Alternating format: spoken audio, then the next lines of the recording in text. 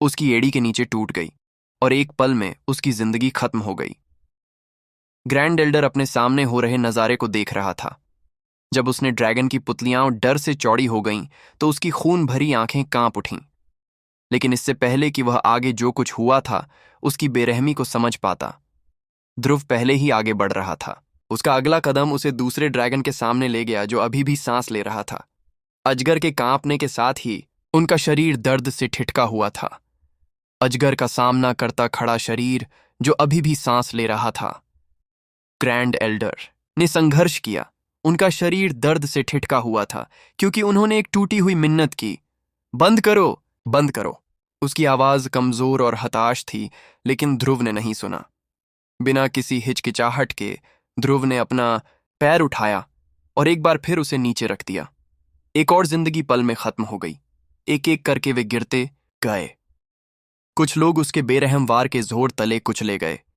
दूसरे लोग कांपती लपटों में घिर गए थे। उनकी दर्द भरी दहाड़ें गूंज रही थीं क्योंकि उनके शरीर झलकर नष्ट हो रहे थे। पैतृक ड्रैगन वंश जो कभी घमंडी था, कभी ताकतवर था, अब नष्ट हो रहा था। उनके शरीर जलकर नष्ट हो रहे थे। तुम ग्रैंड एल्डर ड्रैगन ने उंगलियां हिलाते हुए ध्रुव की ओर इशारा करने की कोशिश की। धड़ाम! रसातल के ड्रैगन लॉर्ड्स के पंजे उसे नीचे धकेलते हुए उसकी हरकत को रोकते हैं। ग्रैंड एल्डर ड्रैगन कुछ नहीं कर सका। अगर उसके शरीर में थोड़ी भी ताकत बची होती तो वह बिना हिचकिचाहट के ऐसा करता। अपनी जर्जर उंगली भी उठा सकता तो वह बिना हिचकिचाहट के ऐसा करता, लेकिन वह ऐसा नहीं कर सका। भगवान के पंजों ने उसे सब कुछ छीन लिया था और अब उसके शरीर पर उसका पूरा काबू नहीं था। यहां तक कि अपने गुस्से, अपनी निराशा को बताने के लिए भी उसके पास पूरी ताकत नहीं थी, और इसलिए वह सिर्फ देख सकता था। देखो, एक एक करके उसके कबीले के सदस्य, उसके परिवार के सदस्य उसकी आंखों के सामने मारे गए। देखो, एक एक करके सकते थे, लेकिन आंसू बहेंगे, कड़वे आंसू गिरेंगे। ध्रुव के आंसू का नाम ले रहे थे। इस कत्लेआम से ज्यादा खौफनाक इसके पीछे की बेरहम सच्चाई थी। उनके भगवान, ताकतवर ड्रैगन लॉर्ड्स, वह शासक जिसका कभी पक्की वफादारी के साथ पीछा किया था, अब यह जानवर बन गया था। और यह उसी के कारण था कि उन सभी को यह बुरी किस्मत सहनी पड़ी। अब जब एबिसल ड्रैगन लॉर्ड्स का विशाल पंजा ग्रैंड एल्डर को जकड़ रहा था, तब उसे एक कीड़े की तरह दबा रहा था, तो उसका समय घमंडी ड्रैगन को मिल नहीं पा रहा था। भले ही वह कीड़े की तरह दबा रहा था, तो भले ही वह लड़ना चाहता हो, वह नहीं कर सका। कभी महान पैतृक ड्रैगन कबीला अब लाशों के ढेर से ज्यादा कुछ नहीं रह गया था। और फिर एक अभी भी बचा हुआ है। ग्रैंड एल्डर के अलावा सिर्फ एक ड्रैगन जिंदा बचा था, लेकिन यह ड्रैगन, इस ड्रैगन को कोई चोट नहीं आई थी। असल में जब रसातल के देवताओं ने हमला किया था तो उन्होंने जानबूझकर उसे नुकसान पहुंचाने से परहेज किया था। जंग की कोई तेज लहरें भी इस ड्रैगन तक नहीं पहुंच पाई थीं।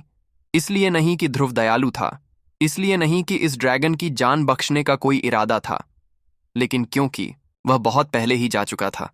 जो कुछ हुआ था उसके बारे में इस ड्रैगन की पकड़ में जिया थी। फिर भी उसे अपनी किडनैपर के लिए कोई दुख नहीं हुआ। वह बस देखती रही। ध्रुव को देखा, उसका पूरा वजूद रसातल के अंधेरे में लिपटा हुआ उसके पास आ रहा था, ठीक उस मनहूस दिन की तरह जिस दिन चंद्रदेव का राज्य नष्ट हो गया था, जिस दिन वे दुश्मन की तरह खड़े थे, जिस दिन वह बेरहमी करता गया।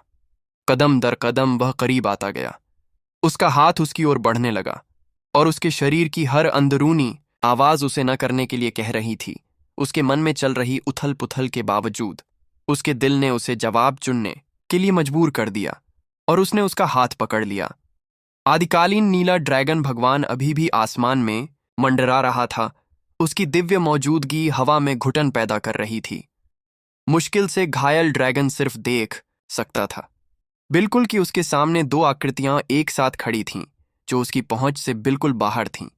वह कुछ नहीं कर सका। ध्रुव की ताकत को एक साथ साधे, यहां तक कि अपनी देवराज अवस्था में भी वह इस घटना को मौजूदा सांचे के बनाए रखने यहां तक कि अपनी देवराज अवस्था में भी वह इस घटना को मौजूदा सांचे के यह ज्यादा वक्त तक नहीं चला, लेकिन ड्रैगन के लिए यह एक हमेशा का दुख बन गया। एक पल की बड़ी योजना में यह ज्यादा वक्त तक नहीं चला, लेकिन ड्रैगन के लिए यह एक हमेशा का दुख बन गया, एक ऐसा दुख जो कभी नहीं जाएगा। फिर तबाही के बाद छाई खामोशी में ध्रुव बोला। उसकी आवाज धीमी थी, लगभग नाजुक, दर्द से भरी एक फुसफुसाहट। तुम फिर क्यों भागी? उसकी काली आंखें धीरे धीरे धुंधली पड़ने लगीं, शुद्ध रसातल का अपनापन कुदरती रंग में वापस लौटने लगा। उसका वक़्त, उसका अंधेरा दूर हो गया। दबाने वाली, दम घोंटू ऊर्जा जिसने उसे पूरी तरह से निगल लिया था पिघल गई और उसकी जगह एक हल्की शुद्ध सफेद रोशनी ने ले ली। वह धीरे धीरे गिरा, जिससे जंग के मैदान में एक ऐसी गर्माहट फैल गई जो चारों ओर की तबाही के उलट थी। वह रोशनी, उसकी गर्जना जिया के शरीर में समा गई। ये कोमल था, गर्म था, दर्द था। इसने गंदगी, भ्रष्टाचार और दर्द के निशानों को धो डाला। इससे उसके घाव ठीक हो गए। फिर भी जैसे ही उसके हाथ उसके हाथों से कांपने लगे, जैसे ही उसकी आवाज थोड़ी सी लड़खड़ा गई, ये साफ था, ध्रुव डर गया था, बहुत ज्यादा डर। उसे डर था कि वह उसे फिर से खो देगा। जिया के होंठ खुल गए, लेकिन कोई शब्द नहीं निकला। वह खो गई थी। आंसुओं की चमक उसकी नाजुक मिन्नतों में छाई हुई। सूजी हुई आंखों में अनछुए आंसू उमड़ आए, कच्ची भावनाओं का सैलाब। वह बस महसूस कर सकती थी कि जैसे ही वह उसे छुएगा, वह जिस्मानी तौर पर टूट जाएगी। जिस तरह से उसका पूरा शरीर उसके शरीर से टकरा रहा था, मानो उसे डर हो कि जैसे ही वह उसे छोड़ेगा, वह फिर से गायब हो जाएगी। इसलिए उसने वही किया जो वह कर सकती थी। उसने उसे अपने करीब खींच लिया और अपनी गर्माहट से उसे जकड़ लिया। हमेशा जैसा महसूस होने वाले इस पल में पहली बार उसने खुद को इस पल की इजाजत दी। लेकिन यह काफी नहीं था। यह कभी भी काफी नहीं हो सकता, क्योंकि चाहे वह कितना भी रुकना चाहती हो, चाहे वह उसके लिए कितना भी तड़पती हो, वह नहीं कर सकती। जब उसने खुद को बोलने के लिए मजबूर किया, तो उसका शरीर कांप उठा। मेरा भाग्य, मैं तुम्हारे साथ नहीं रह सकती। इन शब्दों ने उसे तोड़ दिया। वे नफरत, घुटन भरे और दर्द से भरे हुए थे। अब भी वह अपने भाग्य को उससे जो उजड़ते हुए सुन सकती थी, स्वर्ग को नष्ट करने वाले शैतान सम्राट की आवाज, जो उसे उसके वजूद को बांधने वाली बेरहम किस्मत के बारे में बता रही थी। एक ऐसी किस्मत जिसे उसने बहुत पहले मान लिया था, एक ऐसी किस्मत जिससे बचने की उसने कभी कोशिश नहीं की थी। और यही कारण था कि इसीलिए उसने यह सब कुछ किया था, उसे दूर धकेलने के लिए सब कुछ। तब भी जब उसने उसे टुकड़ों में दिल टूटता हुआ देखा, तब भी जब उसका दिल चिल्ला रहा था कि उसे जाने न दे, क्योंकि वह उससे प्यार करती थी, गहराई से, हताश होकर, पूरी तरह से।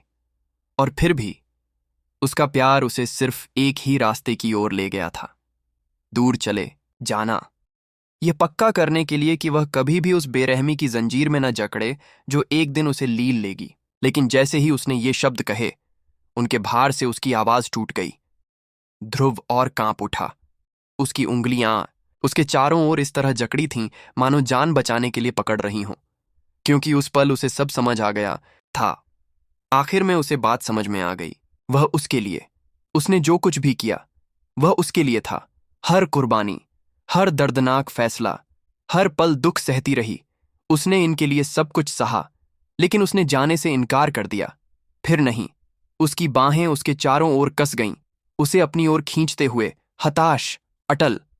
वह बेरहम किस्मत जिसने हमें अंधा कर दिया था, बहुत पहले ही टूट चुकी है। उसकी आवाज धीमी लेकिन पक्की थी। जिया। उसकी सांस अटक गई। उसका दिल जोर से धड़क उठा। क्या उसने उसकी बात गलत सुनी थी? क्या उसने उम्मीद करने की हिम्मत की थी? ध्रुव धीरे से पीछे हटा, बस इतना कि उसकी आंखों में देख सके। तुम्हारे जाने के कुछ ही देर बाद कुलदेवी, एंसेस्ट्रल गॉडेस की इच्छा मेरे सामने आई। उसके हाथ पर उसकी पकड़ मजबूत हो गई। उसने मुझे सब कुछ बता दिया। तुम्हारा जन्म, तुम्हारी जिंदगी, तुम्हारा भाग्य। उसकी निगाहें नरम पड़ गईं, लेकिन अगले शब्द बोलते समय उसकी आवाज में पूरी मजबूती थी। मैं सब कुछ जानता हूं जिया। पितृदेवी, बचे हुए 2 ड्रैगन को ऐसा महसूस हुआ जैसे उनकी आत्माएं ही चकनाचूर हो गई हों। सदमा, अविश्वास, डर। वे बोल भी नहीं सकते थे। उनके मन में घूम रहा था, जो कुछ उन्होंने अभी अभी सुना था उसमें मतलब ढूंढने की होड़ मची हुई थी, जो नामुमकिन को मानने के लिए बेताब, जो अभी अभी कहा गया था। यहां तक कि वे भी, जो रसातल में पैदा हुए थे और पले बड़े ड्रैगन थे, पुराने प्राणी थे, ये तो बता ही बताया था कि पैतृक देवी की कथा जानते थे। पहली सत्ता, सबसे ऊंची रचयिता, वह जो सभी चीजों से पहले मौजूद थी। उसके कारण ही सृष्टि के देवता और शैतान सम्राट वजूद में आए। उसके कारण ही विशाल ब्रह्मांड वजूद में आया। उसके कारण ही देवताओं और शैतानों का युग पैदा हुआ। वह सबकी शुरुआत थी। वह सबसे ऊंची सत्ता जो सृष्टि के शुरू से ही मौजूद थी। फिर भी यह शिवा कहाँ था कि पैतृक देवी की इच्छा उसके सामने आई? वह किस बारे में बात कर रहा था? ऐसी पूरी तरह सबसे ऊंची सत्ता जो सारे वजूद का आधार है, वह खुद को उसके सामने कैसे दिखा सकती है? यह पागलपन था, यह वहम था। यह तो बताया ही नहीं गया कि सृष्टि के देवताओं और शैतानों को जन्म देने के लिए कुलदेवी ने खुद को ही नष्ट कर लिया। और फिर जिस तरह से ध्रुव ने शब्द कहे, इसमें कोई शक नहीं था। वह झूठ बोल रहा था। वह घमंड से बोल रहा था। वह जानता था। उसने देख लिया था। वह खुद कुलदेवी के सामने खड़ा था। लेकिन ध्रुव ने उनकी उथल पुथल पर कोई ध्यान नहीं दिया। उनका सदमा और भ्रम उन्हें आसमान में मंडरा रहे आदिकालीन नीले ड्रैगन देवता को दूर कर दिया। वह विशाल दमघोंटू मौजूदगी एक पल में गायब हो गई, और इसके फौरन बाद एक पल में दबाने वाली ताकत जो कुछ पल पहले उन्हें काबू कर रही थी, हटा ली गई। ग्रैंड एल्डर ड्रैगन के उलट, जो अभी भी एबिसल ड्रैगन लॉर्ड्स के बेरहम पंजे के नीचे लाचार पड़ा था, दूसरा जिंदा ड्रैगन अचानक आजाद हो गया। एक पल में जिंदा बचा हुआ ड्रैगन अपनी सारी ताकत के साथ भागने को तैयार था, लेकिन उसे कभी मौका ही नहीं मिला। धड़ाम धड़ाम एक विशाल पंजा क्लीन का दिव्य जल्लाद की तरह नीचे झपटा। ड्रैगन का शरीर फौरन चूर चूर हो गया और खून और टूटी हुई हड्डियां हवा में उड़ीं। टर्की का फौरन चूर चूर हो गया और खून और टूटी हुई हड्डियां हवा में उड़ीं। उसकी आत्मा को जवाब देने का भी वक्त नहीं मिला, इससे पहले कि वह पूरी तरह से नष्ट हो गई। वह पल के क्लीन का दिव्य जल्लाद की तरह नीचे झपटा। ड्रैगन का शरीर फौरन चूर चूर हो गया और खून और टूटी हुई हड्डियां हवा में उड़ीं। उसके पास चीखने का भी वक्त नहीं बचा। जंग के मैदान में एक बार फिर सन्नाटा छा गया। उसका वजूद ही खत्म हो गया। ध्रुव ने हल्के से सांस छोड़ी, जिया की ओर मुड़ गया। जैसे ही उसने उसे देखा, उसकी निगाहें नरम पड़ गईं। उसके चेहरे पर कुछ अनजानेपन का कुछ भाव था। इसके बाद मैं तुम्हें सब कुछ बताऊंगा। कुछ लगभग मासूम, उसकी आवाज स्थिर थी, एक खामोशी का शांत कंपन था। बस मुझसे वादा करो, तुम मुझे फिर कभी नहीं छोड़ोगी। उसकी आंखें, जो अक्सर गुस्से से भरी रहती थीं, अब वे पूरी तरह से किसी और चीज से भरी हुई थीं। मिन्नत, चाहत, हताशा। वह उसे हुक्म नहीं दे रहा था, वह उससे भीख मांग रहा था। जिया के होंठ खुल गए। उसकी बैंगनी आंखें उसकी आंखों में गहराई से देख रही थीं, उनमें छिपी भावना को देख रही थीं। उनके बीच एक लंबी खामोशी छा गई, और फिर उसने सिर हिलाया। हाँ। ध्रुव के लिए सबसे कोमल आवाज सब कुछ थी। बिना एक और शब्द कहे उसने एक बार फिर आदिकालीन बुलाया। उनके सामने की जगह झिलमिला उठी और आदिकालीन दुनिया का दरवाजा खुल गया। वह जिया को घूरने की जरूरत नहीं थी। वह जानती थी कि ध्रुव योजना बना रहा था। उस पर एक आखिरी नजर डालकर उसने हल्का सा सिर हिलाया और फिर अंदर चली गई। जिस पल वह गायब हुई, दरवाजा बंद हो गया और ध्रुव ने संदूक को दूर रख दिया।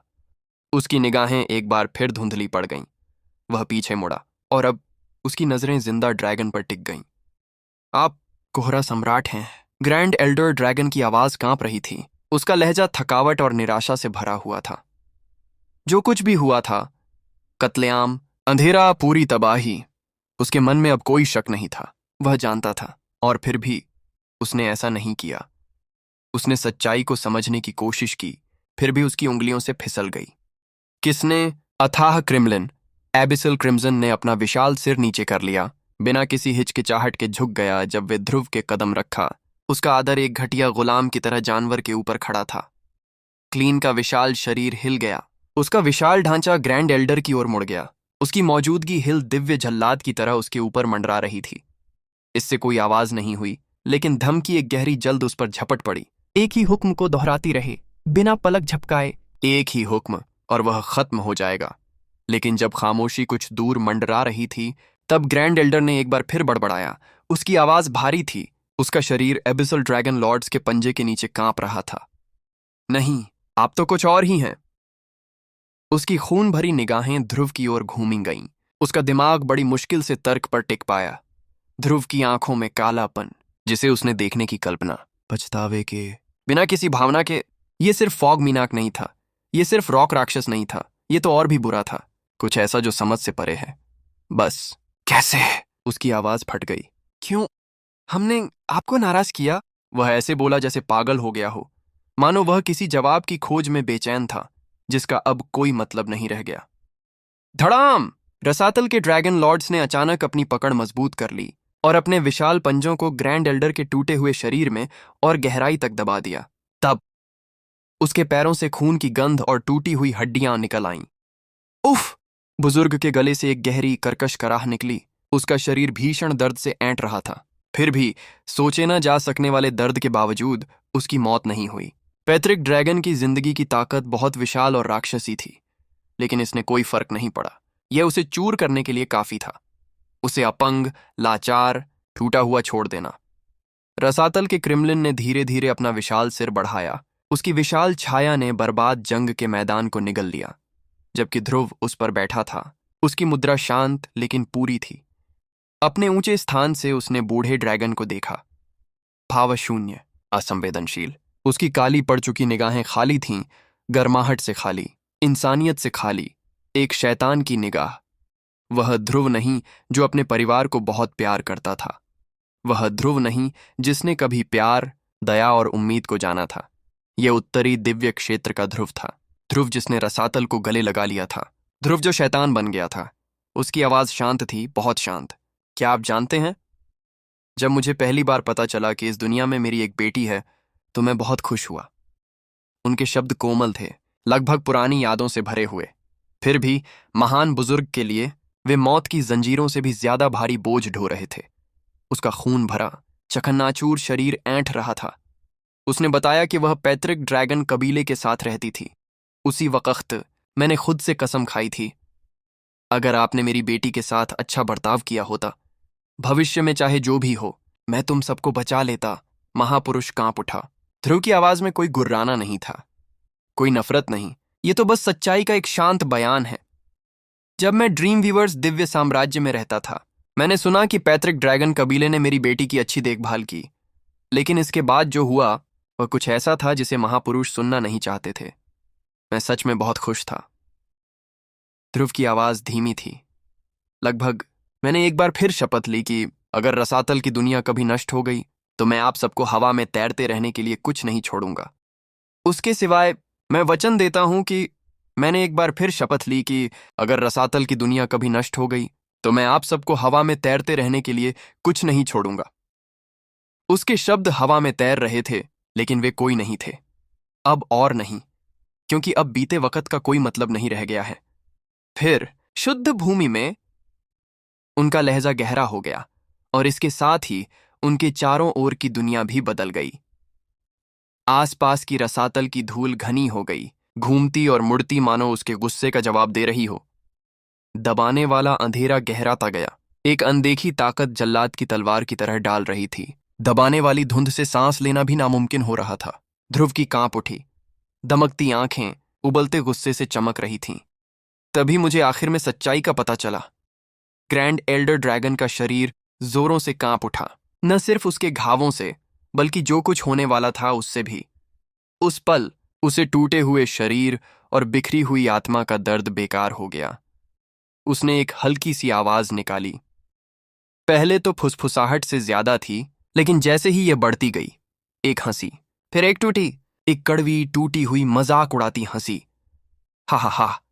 ये कोई मजे की हंसी नहीं थी, यह उस आदमी की हंसी थी जिसने पहले ही अपनी किस्मत को मान लिया था। एक ऐसी हंसी जो उसके अपने ही कुल का मजाक उड़ाती थी।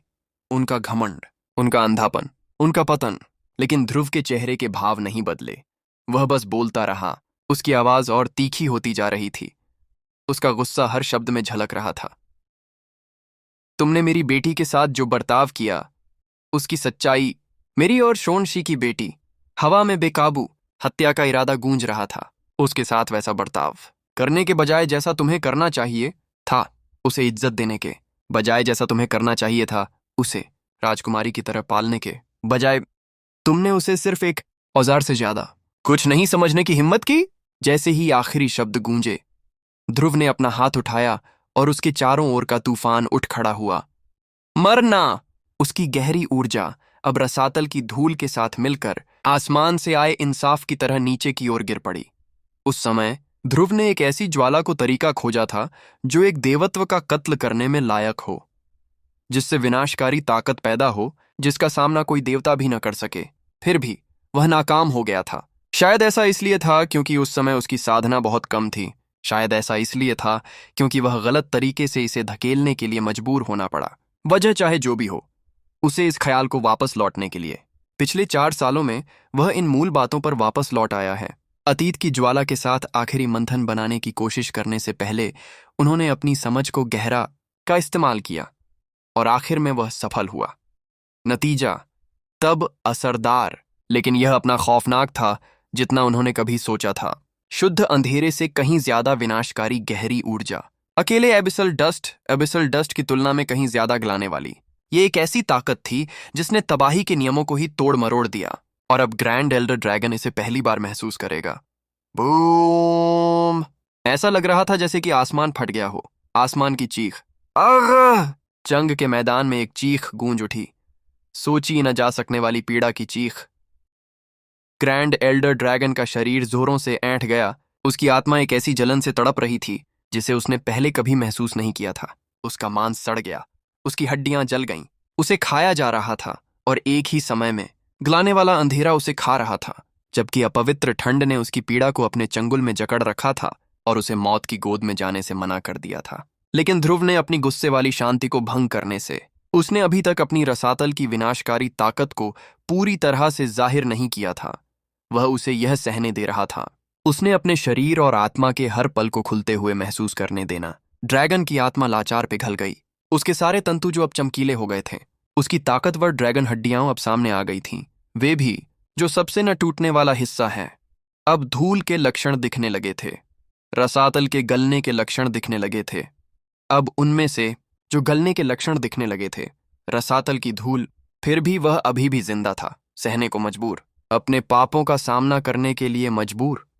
उसकी हड्डियां पसलियां लगातार टूट रही थीं, मानो काबू के आखिरी हिस्सों को उखाड़ फेंकने के लिए बेताब हों। यहां तक कि वह भी चीखना निकालना चाहता था। वे भी दब गईं। फिर भी वह अभी भी जिंदा था। नहीं, उसका लक्ष्य कहीं ज्यादा सटीक नहीं था। वह ड्रैगन को मारने की कोशिश नहीं कर रहा था। वह उसे तोड़ने की कोशिश कर रहा था, टुकड़ा टुकड़ा करके, परत दर परत, जब तक कुछ भी बाकी न रह जाए सिवाय हार मानने के। ग्रैंड एल्डर को मारना बहुत आसान होगा, लेकिन उसे घुटने टेकने के लिए, उसे अपनी आत्मा सौंपने के लिए, इसके लिए सब्र की जरूरत थी। ध्रुव बड़े सब्र से गुलाम। ड्रैगन की आत्मा के भीतर हार मानने की जरूरत थी, लेकिन ऐसी भी के भीतर हार मानने की जरूरत थी। ध्रुव बड़े सब्र से गुलाम। ड्रैगन की आत्मा के भीतर हार मानने की जरूरत थी, लेकिन ऐसी भी हार मानने की इस प्रक्रिया को नाकाम कर सकता है। यही कारण था कि वह जल्दबाजी नहीं कर रहा था। यही कारण था कि वह दर्द को बरकरार रख रहा था, क्योंकि जब तक ड्रैगन की इच्छा पूरी तरह से ध्वस्त हो जाएगी, तब तक कोई मुकाबला नहीं बचेगा। आखिर में शांत सांसें ही बाकी रह गईं। सिर्फ उथली, धीमी सांसें ही बाकी रह गईं। ध्रुव ने उसकी ओर देखा। उसकी आवाज शांत लेकिन ठंडी थी। मुझे बताओ कि तुमने मेरी बेटी को 5 खजाने इकट्ठा करने के लिए कहां भेजा था? महापुरुष कांप उठा, लेकिन इससे पहले कि वह अपने शब्द लिख पाता, ध्रुव ने अपना दूसरा हाथ उठाया। उसकी हथेली से एक चमकदार, शुद्ध सफेद रोशनी निकल रही थी, जो उस रसातल के अंधेरे के बिल्कुल उलट थी, जिसने लगभग ड्रैगन को जिंदा ही निगल लिया था। और फिर वह नीचे उतरा।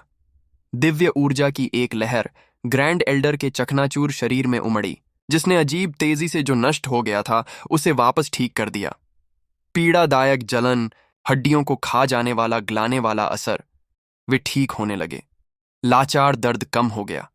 उसे राहत महसूस हुई। एक जमाने के बाद पहली बार ग्रैंड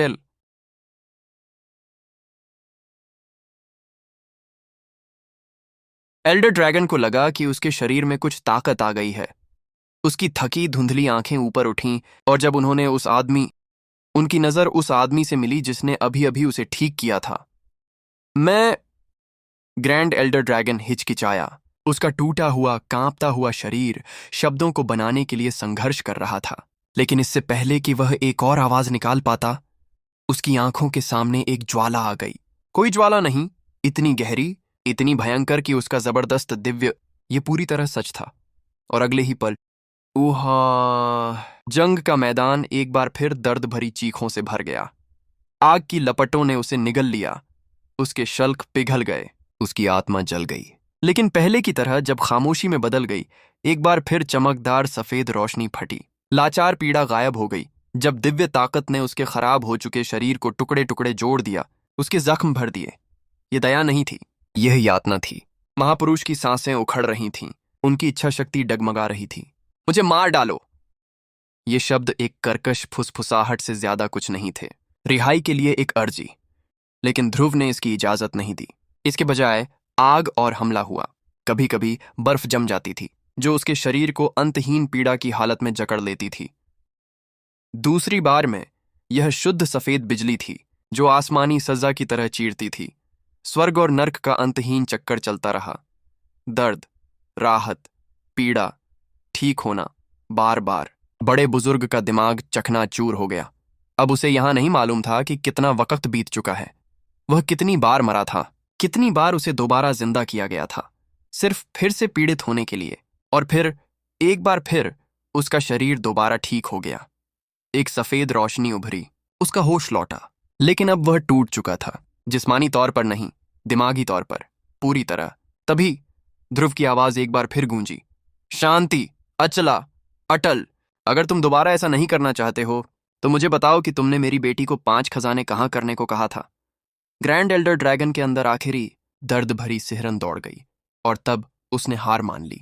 हाँ हाँ, मैं तुम्हें बताऊंगा। जिस पल हमले बंद हो गए, दर्द का न होना स्वर्ग जैसा महसूस हुआ। हाँफते हुए उसने फौरन जवाब दिया। ड्रैगन लॉर्ड्स ने उनसे कहा कि अगर वह 5 खजाने इकट्ठा कर ले तो वह किसी ऐसे व्यक्ति को वापस ला सकती है जिसकी आत्मा जिंदगी और मौत के बीच लटकी हुई है, और उन्हें दोबारा जिंदा किया जा सकता है। ओआरटी। ध्रुव ने जैसे ही ये शब्द सुने, उसकी भौहें तन गईं। विहानी ने उसे शोणशी के साथ जो कुछ हुआ था उसके बारे में बहुत कम बताया था। इसमें और भी कुछ था, लेकिन अब ये साफ था, बहुत ज्यादा। शोणशी पैतृक ड्रैगन कबीले के पैतृक मकबरे में आराम नहीं कर रही थी। अगर विहानी को उसे वापस लाने के लिए 5 गया होगा, तब शोणशी की हालत उसकी सोच से कहीं ज्यादा खराब थी। वह सिर्फ सोई हुई नहीं थी, वह जिंदगी और मौत के बीच फंसी हुई थी। एक तेज घुमावदार दर्द ने ध्रुव की आत्मा को जकड़ लिया, कड़वा और घुटन भरा, लेकिन इसने उसे निगल लिया। अब वह जवाब चाहता था। उसकी आवाज पक्की थी, लेकिन उसके नीचे एक जल्दी का भाव था। अगर आपके मालिक ने विशुद्धि को इन खजानों के बारे में बताया है, तो आपके मालिक को यह भी पता होना चाहिए कि 5 खजानों का इस्तेमाल करके किसी को ऐसी हालत से कैसे वापस लाया जाए, है ना? पहली बार ऐसा लगा जैसे एक जमाना बीत गया हो। ध्रुव के दिल में उम्मीद की किरण जगी। पर नहीं, महापुरुष का जवाब साफ और आखिरी था। ध्रुव का दिल बैठ गया। जैसे ही उसने दूसरा सवाल पूछने के लिए अपना मुंह खोला, उसकी मुट्ठियां भींच गईं। लेकिन इससे पहले कि वह कहे, महापुरुष ने आगे कहा, यह सब झूठ था, झूठ था। एक मनगढ़ंत कहानी थी, सिर्फ लाइन शी को ड्रैगन कबीले से बांधे रखने के लिए। उसको आवाज कमजोर और खोखली थी, कोई झिझक नहीं थी, क्योंकि उसका शरीर, दिल और आत्मा डर से पूरी तरह से कांपते जा चुके थे। शायद ऐसा इसलिए था क्योंकि वह अब इसमें बोलने की फर्क नहीं पड़ती, या शायद वह बस यह जानता था कि अब इससे कोई फर्क नहीं पड़ता। लेकिन कभी सच्चाई सबसे बेरहम चीज थी। इना ध्रुव की आंखें चौड़ी हो गईं, उसका पूरा शरीर तन गया। उसके भीतर एक बेकाबू गुस्सा उमड़ पड़ा। उसके अंदर का तूफान फूटने की धमकी दे रहा था। तो हाँ, ग्रैंड एल्डर ड्रैगन कांपते हुए शरीर के साथ बोला। उसकी आवाज मुश्किल से फुसफुसाहट से ऊपर थी। हमारे भगवान ने यह झूठ विशुद्धि के लिए गढ़ा था। खामोशी। एक ऐसी भारी, इतनी दमघोंटू खामोशी की ऐसा लगा जैसे दुनिया ने सांस लेना ही बंद कर दिया हो। बहुत लंबे वक्त तक ध्रुव हिल नहीं सका, सांस नहीं ले पा रहा था। वह अपने भीतर के उस तेज गुस्से को रोक नहीं सका जो उसे पूरी तरह से निगल जाने की धमकी दे रहा था। उन्होंने सालों तक अपने काबू को बढ़ाने, अपने दिमाग को तेज करने और अपनी ताकत और अपने ज्ञान को काबू, लेकिन ली की दिव्य ऊर्जा के बिना, जो लगातार उसके शरीर और आत्मा को ठीक कर रही थी, उनके कानों को काबू न कर सके। वह फिर खूनी खाने वाला, और वह ऐसा ही कर बैठा। और फिर उसकी आवाज निकली, धीमी, घातक, अंतहीन अंधेरे से भरी हुई। तो तुमने झूठ बोला आदिकालीन नीले ड्रैगन भगवान की पोती से, तुम्हारे पूर्वज को, जिसने उसे अपने पास बंदी बनाए रखने के लिए। उसकी आवाज कांप उठी, न डर से न दर्द से, लेकिन शुद्ध, बिना मिलावट वाले गुस्से से। क्योंकि ड्रैगन लॉर्ड्स जिसे उसका गुस्सा चाहना चाहिए था, पहले ही मर चुका था, या इससे भी बदतर, एबिसल ड्रैगन लॉर्ड्स के रूप में दोबारा जन्म लेकर अब उसकी सेवा करना। सज्जा देने वाला कोई नहीं बचा, और फिर भी उसका गुस्सा एक निशाना मांग रहा था। हाँ हाँ हाँ हाँ, एक हंसी, फूटती हुई, बिगड़ी हुई, गुस्से वाली। ध्रुव के होठों से एक आवाज निकली। उसने ग्रैंड एल्डर की अचानक घृणा की योजना बनाई थी, पर अब उसने अपना मन बदल लिया। उसने अपने भगवान के पंजों, रसातल के भ्रष्टाचार का एक राक्षसी घृणा, और ज्यादा गहराई तक ग्रैंड एल्डर के जले हुए, टूटे हुए शरीर में और ज्यादा दबाव डाला। उफ! चुभने वाले दर्द ने ग्रैंड एल्डर को साफ सोच के एक पल में वापस झकझोर दिया। लेकिन उसे इस खौफनाक बदलाव का सामना करना पड़ा। कुछ अजीब, कुछ खौफनाक। ध्रुव की काली ज्वाला भड़क उठी, इतनी गहरी कि ऐसा लग रहा था कि वह सारी रोशनी को निगल जाएगी। उसकी गर्माहट हथेलियों के ताने बाने को झुलसा रही थी, और रसातल की धूल का घूमता हुआ पिंड, कच्चा और गलाने वाला, एक ऐसी ताकत जो अपने से सब कुछ निगल जाती थी। दूसरा, एक ज्वाला जो आत्मा को ही नष्ट कर दिया। एक ऐसी ताकत जिसने वजूद को ही नष्ट कर दिया। और साथ में वे धीरे धीरे घूम रहे थे। उसके काले अंगारे टिमटिमा रहे थे, जैसे वे रसातल की धूल में मिल रहे हों। लौ धीरे धीरे घूम रही थीं। उसके काले अंगारे टिमटिमा रहे थे, जैसे वे रसातल की धूल में मिल रहे हों। जो कभी शुद्ध काली थी, वह बदल गई। उसका रंग फीका पड़ने लगा, जब तक कि वह कुछ नया नहीं बन गई। एक गलाने वाली, मुड़ती लौ। एक ऐसी आग जो सिर्फ जलती नहीं, एक ऐसी आग जो भस्म कर गई। अगर ऐसा किसी और वक्त हुआ होता तो ध्रुव अपने प्रयोग की कामयाबी से खुश होता। रसातल की धूल के साथ मिलकर तबाही से कहीं परे किसी चीज में बदल गई। एक ज्वाला जो रसातल की धूल के साथ मिलकर तबाही से कहीं परे किसी चीज में बदल गई। पर अब उसे यह एहसास नहीं था कि उसने क्या किया है, क्योंकि इस समय अब वह अपने गुस्से की आखिरी हद पर पहुंच गया था। अब यह काबू में नहीं रह गया था। अब काबू नहीं है, उसका गुस्सा उसे खा गया, और इससे शुद्ध तबाही की एक ज्वाला पैदा हुई। बिना एक शब्द कहे, बिना किसी हिचकिचाहट के, ध्रुव ने लौ को छोड़ दिया। यह नीचे उतरा। रसातल के ड्रैगन लॉर्ड्स ने अपनी पकड़ ढीली छोड़ दी और बिना किसी आवाज के पीछे हट गया, मानो यह मान रहा हो कि अब यह उसका स्थान नहीं रहा। जिस पल ज्वाला ने ग्रैंड एल्डर के शरीर को छुआ, कोई चीख नहीं थी, वहां कोई दर्द नहीं था। ग्रैंड एल्डर ड्रैगन, एक पुराना प्राणी जो अनगिनत सदियों तक जिंदा रहा था, बस निगल लिया गया था। धूसर लपटों ने उसे पूरी तरह से घेर लिया, और तब वहां का वजूद खत्म हो गया। उसका अंश भी नहीं बचा था, राख भी नहीं, एक आत्मा भी नहीं। अध्याय 3170। बेरहम कत्लेआम। वो घना घूमता हुआ कोहरा ध्रुव के पीछे पीछे चलता रहा, किसी जिंदा चीज की तरह उसकी हवा में चिपका हुआ, उसके जीवन के हर हिस्से को निगलने के बहुत बाद भी। वो कोहरा न तो छंटा, न ही रुका। आम कोहरे की तरह बिखरा नहीं, वह ध्रुव के पीछे पीछे चलता रहा। उसके सारे शरीर और उसकी ऊर्जा के रास्ते में घुस गया, उन्हें पूरी तरह से अपने कब्जे में ले लिया। ये अनंत कोहरे की पकड़ एक भंवर की तरह खतरनाक थी, जिसे ध्रुव ने अपनी जिंदगी में कभी महसूस नहीं किया था, लेकिन उसकी गहरी ताकत ने उसे अपने से ज्यादा भयानक बना दिया हो, जैसे वो उसका एक हिस्सा बन गया हो, या शायद उसने उसे ज्यादा डरावना बना दिया हो, कुछ ऐसा जिसके बिना अब वो रह ही नहीं सकता। उसे पता ही नहीं चला कि जैसे ही वह आसमान में ऊपर की ओर उड़ रहा था, उसकी अंदर की अशांत ऊर्जा अजीब तरह से घूम रही थी, जैसे डर कर घूम रही हो। उड़ान के बीच में ही गहरी ऊर्जा का एक तूफान फूट पड़ा। फिर भी ध्रुव ने उस पर ध्यान नहीं दिया। उसका मन कहीं और था। गुस्सा, दर्द और एक अजीब से बदलाव के नीचे दबा हुआ, जो उसे पूरी तरह निगल जाने की धमकी दे रहा था। उसके पास न तो खुद पर ध्यान देने का समय था, न ही अपने शरीर में हो रहे अजीब बदलावों पर। लेकिन अगर उसने ध्यान दिया होता तो उसे एहसास हो जाता कि उसने एक बड़ा लेवल पार कर लिया है। उसके अंदर शक्ति का एक तूफान फैल गया जो एक जंगली जानवर की तरह उसकी नसों में उबाल ले रहा था। उसकी मर्जी के बजाय उसके चारों ओर का कोहरा पहले से भी ज्यादा घनेपन से हिल रहा था। पहले उसे अपनी इच्छा शक्ति का इस्तेमाल करना पड़ता था, अपनी शक्ति से लगातार उस कोहरे को कंट्रोल करना पड़ता था। हर आदेश, हर हरकत के लिए उसकी गहरी ऊर्जा का लगातार इस्तेमाल करना पड़ता था, जैसे वो किसी बेकाबू ताकत को अपने काबू में करने पर मजबूर कर रहा हो। लेकिन अब वो लड़ाई खत्म हो गई थी। कोहरे ने अब उसका विरोध नहीं किया। अब इसे आदेश देने की जरूरत नहीं थी। ये पूरी तरह से कुछ और हो गया था। ये उसके चारों ओर अपने आप घूमता रहा, चुपचाप इज्जत के साथ घूमता रहा, जैसे यह कोई चीज नहीं बल्कि एक मर्जी हो जिसने हुक्म मानना चुन लिया हो। अब यह कोई ऐसा औजार नहीं रहा जिसका इस्तेमाल किया जा सके, बल्कि एक ऐसी ताकत जो पूरी तरह से अपने मालिक के काबू में हो गई थी। वह दिव्य गुरु लेवल में घुस चुका था, जो आम लोगों की सबसे बड़ी कामयाबियों में से एक थी। फिर भी उससे निकलने वाली ऊर्जा की शक्ति का इस्तेमाल किए बिना भी उसकी मौजूदगी ही दिव्य क्षेत्र के जैसा दबाव पैदा कर रही थी, एक ऐसा दबाव जिसने आम दुनिया को हिला दिया। ये एक ऐसी खबर होनी चाहिए थी जो धरती को हिला देने वाली थी, एक बड़ा मौका जो किसी भी चीज से बढ़कर जश्न मनाने लायक था। लेकिन ध्रुव को इसकी परवाह नहीं थी, न ही अपने लेवल बढ़ने का कोई एहसास था, न कोई उत्साह था, न कोई कामयाबी का एहसास, न अपने बढ़ने में कोई घमंड। उसका दिल ठंडा था और उसका मन एक ही मकसद में बंधा हुआ था। वह बस आगे बढ़ता रहा, उसका शरीर अंधेरे की तरह आकाश को चीरता हुआ, एक छोटा पक्का पहाड़ पार करते हुए, पल भर में लंबी दूरियां पार करता हुआ। हर बड़ी पहाड़ की छोटी उसके नीचे छोटी छोटी चट्टानों में बदल जाती। ध्रुव ने शायद पहले से ही सब कुछ तय कर रखा था।